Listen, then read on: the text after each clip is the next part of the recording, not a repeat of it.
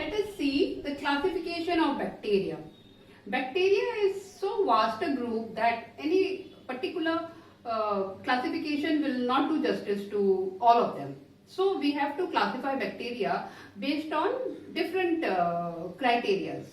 So first we will see on the basis of shape how bacteria has been divided.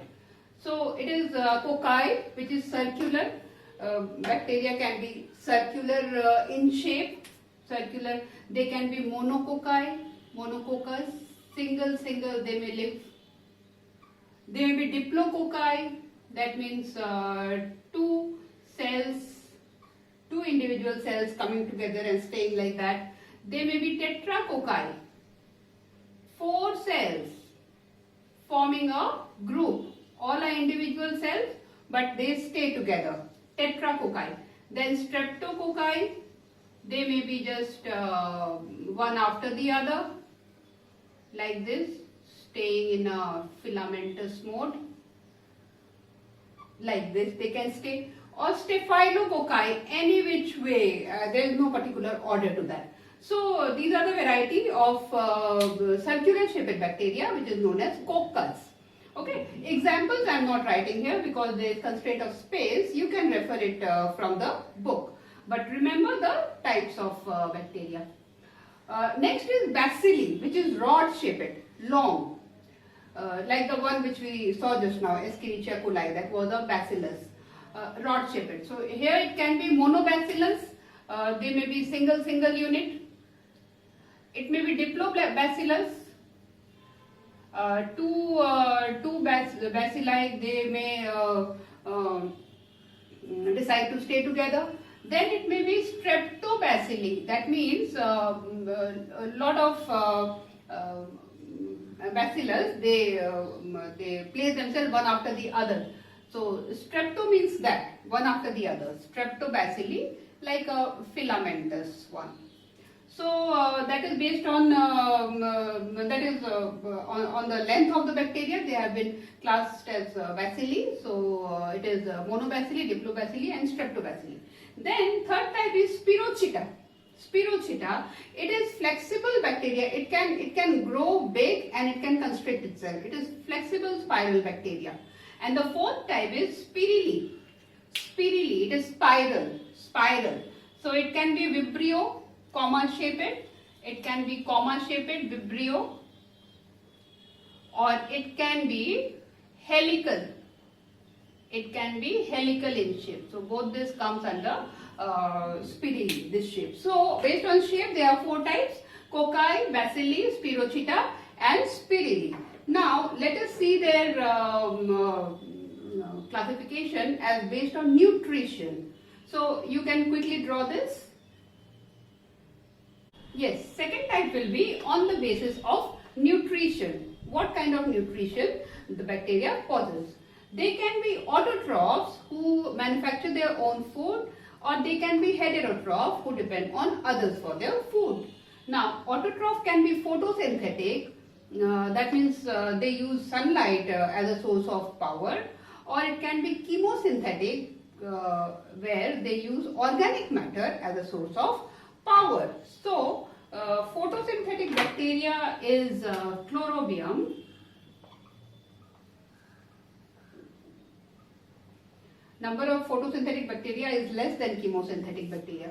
Most of the bacteria, they are autotrophic bacteria, they are chemosynthetic. It can be Nitrobacter. And this chemosynthetic bacteria, they are very beneficial to the both of them. They are very beneficial to the atmosphere because of the functions that they do. The Nitrobacter makes the soil fertile.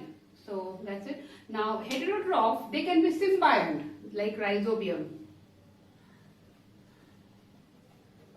Very useful bacteria, Rhizobium. Saprophytic, which dwells on dead organic matter, like Vibrio. Vibrio is saprophytic bacteria. Then parasite, lot of parasitic bacteria are there like Salmonella,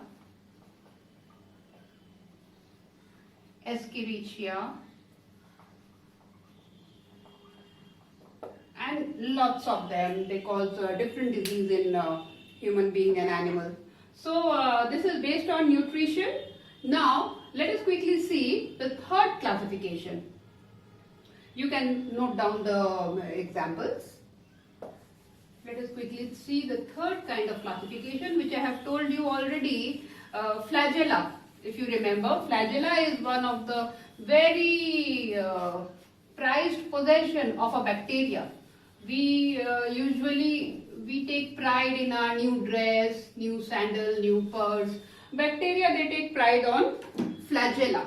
So flagella is a very important structure in case of bacteria. It helps the bacteria in a number of ways. It is the chief locomotory organ of bacteria and does other functions as well. So based on the basis of flagella, it's a very important point of classification. So what are they? Let us see quickly. It can be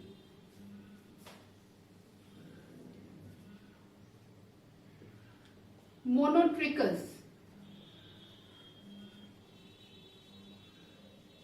Monotrichous means only one flagella is present.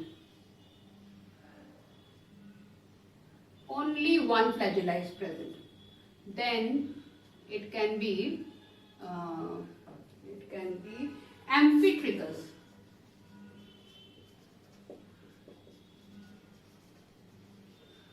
Trichous word means flagella. Amphitrichous. Amphi means two sides. Two sides. Flagella is on two sides of the body. It can be single or it can be tuft of flagella. So this is in two sides. So they are amphitrichous. Then comes, let me do it here. Then comes lophotrichous.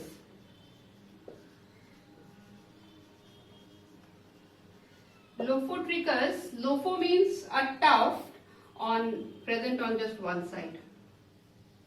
Lophotrichous, a tuft of flagella present on just one side. Like this, lophotrichous. Then it may be peritrichous.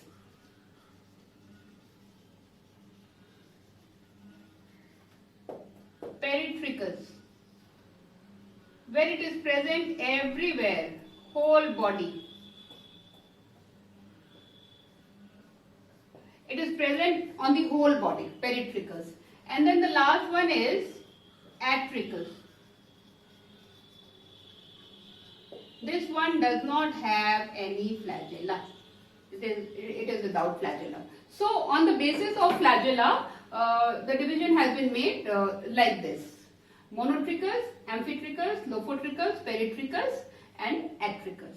So this is about the classification of flagella.